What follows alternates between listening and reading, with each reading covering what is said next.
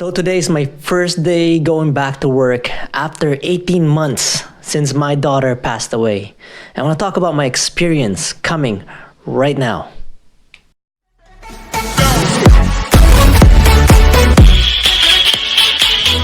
And I want to talk about the things I didn't like going back to work and the things I kind of like going back to work. Let's start out with things that I didn't like. So the bad things, the cons. One of them is waking up early. So I had to wake up early this morning. And it was hard because for the last 18 months, I had kind of been sleeping in.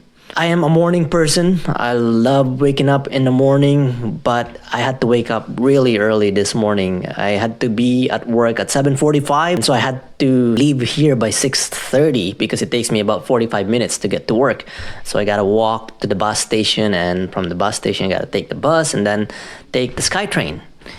So that was kind of hard for me this morning because I haven't done that for a long time. What's interesting too is that last night I didn't get a lot of sleep. Well, I haven't been getting a lot of sleep since my daughter passed away. It's just too much thinking going on in my end. I think that's what grief is all about, you know. It just changes your mind and you just keep on wondering and all these thoughts comes into head and just gotta deal with it. So that was hard. Second thing I find hard is that when people feel sorry for you. So it's hard for me when people feel sorry for me. I want the doctor to feel sorry for what they've done to my daughter, but when people see you in that situation, you don't want them to feel sorry, have something to show for. And so when people feel sorry for me, I feel bad inside. I don't know, maybe that's just me. I don't know. What do you think? Are you the same way, or how do you kind of go with this? I want to know your opinion because I want to know what to do. The third reason is being with others. When my daughter passed, I spent most of my days crying in bed, and that led to some deep depression.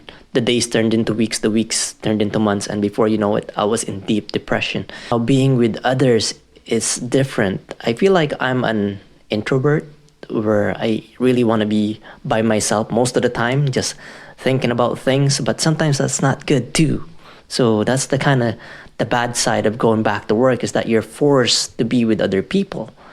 And again, I'm going to contradict myself because I want to talk about the good things now.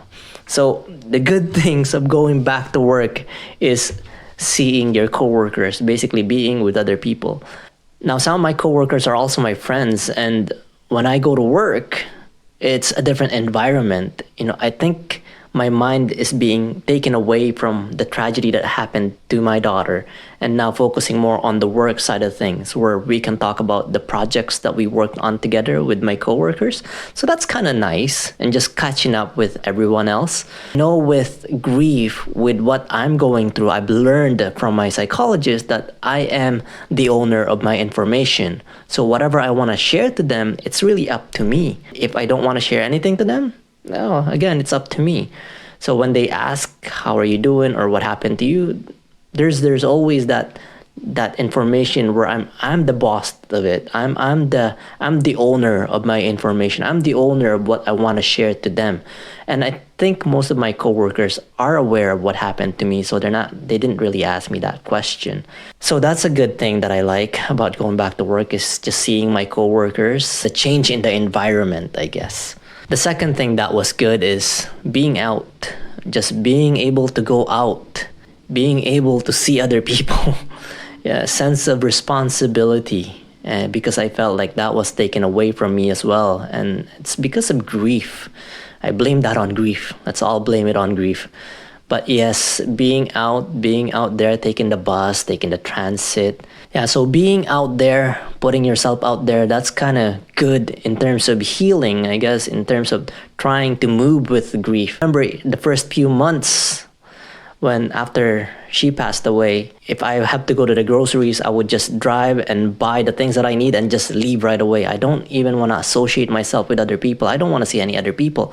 I want to go back to my room and isolate myself. My wife and I are talking to this couple, and you know, they've lost their child as well, and we're talking to them and we're comforting them, and we're asking them, hey, you guys want to go out sometimes and have some you guys want to go out sometimes for lunch, and they said, you know what, we don't want to see anyone. We prefer to go over your house and we'll have our lunch there.